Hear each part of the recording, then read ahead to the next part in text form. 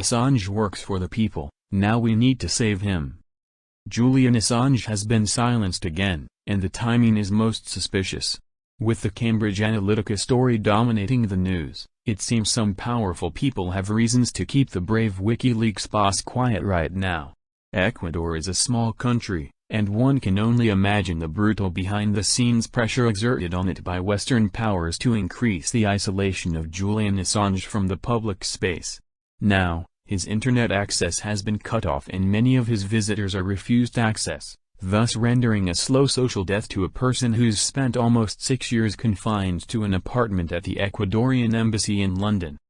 This happened before, for a short period around the time of the US elections, but back then it was a reaction to WikiLeaks publishing documents which could have affected the outcome of the Trump/Clinton race, while there is no such excuse now. Because, currently, Assange's meddling in international relations consists only of publishing on the web his opinions about the Catalonia crisis and the Skripal poisoning scandal. So why such brutal action now, and why did it cause so little uproar in the public opinion? As for the second question, it is not enough to claim that people simply got tired of Assange.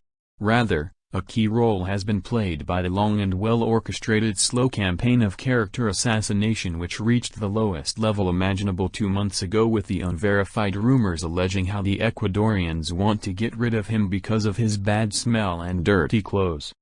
In the first stage of attacks on Assange, his ex-friends and collaborators went public with claims that WikiLeaks began well, but then it got bogged down with Assange's political bias, his anti-Hillary obsession, his suspicious ties with Russia, etc.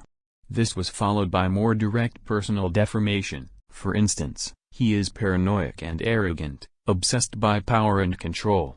But now we have reached the direct bodily level of smells and stains. Manipulating motives. They say Assange is paranoid?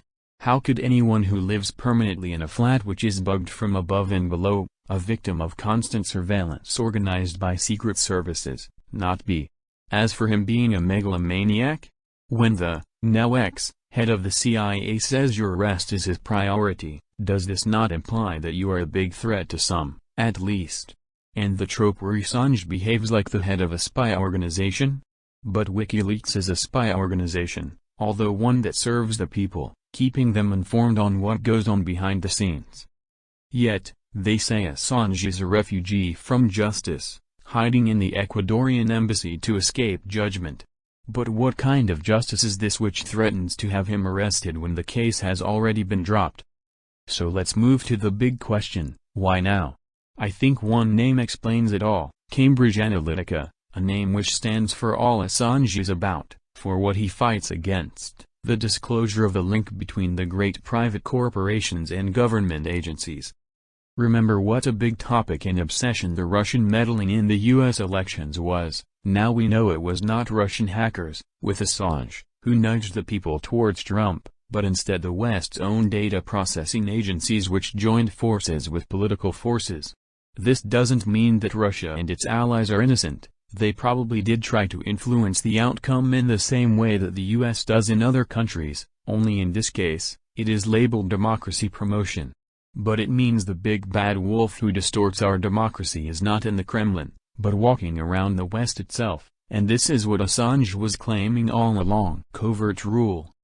But where, exactly, is this big bad wolf? To grasp the whole scope of this control and manipulation, one should move beyond the link between private corporations and political parties, as is the case with Cambridge Analytica, to the interpenetration of data processing companies like Google or Facebook and state security agencies.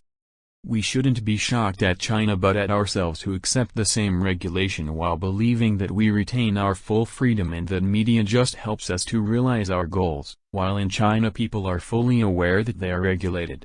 The overall image emerging from it, combined with what we also know about the link between the latest developments in biogenetics, wiring the human brain, etc., provides an adequate and terrifying image of new forms of social control which make the good old 20th century totalitarianism seem a rather primitive and clumsy machine of domination.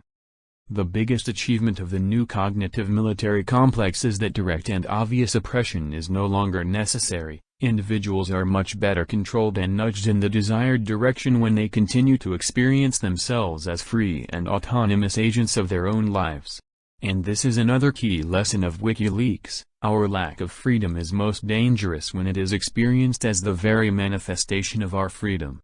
Because what can be more free than the incessant flow of communications which allows every individual to popularize their opinions and forms virtual communities at the user's own volition? This is why it is absolutely imperative to keep the digital network out of the control of private capital and state power, i.e., to render it totally accessible to public debate.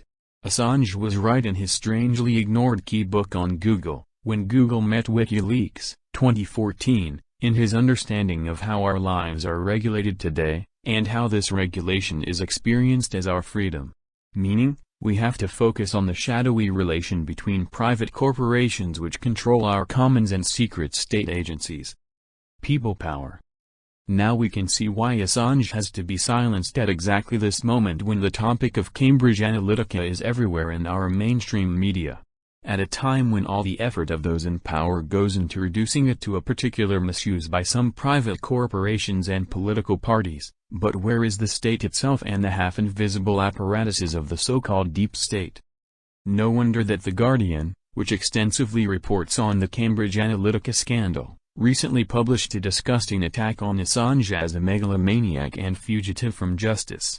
Now, as far as they are concerned, write as much as you want about Cambridge Analytica and Steve Bannon, just don't dwell on what Assange was drawing our attention to, that the state apparatuses which are now expected to investigate the scandal are themselves part of the problem. Assange characterized himself as the spy of and for the people. He is not spying on the people for those in power, he is spying on those in power for the people. This is why the only ones who can really help him now are we, the people. Only our pressure and mobilization can alleviate his predicament. One often reads how the old Soviet Secret Service not only punished its traitors even if it took decades to do it, but also fought doggedly to free them when they were caught by the enemy. Assange has no state behind him, just us, the public, so let us do at least what the Soviet Secret Service was doing. Let's fight for him no matter how long it takes.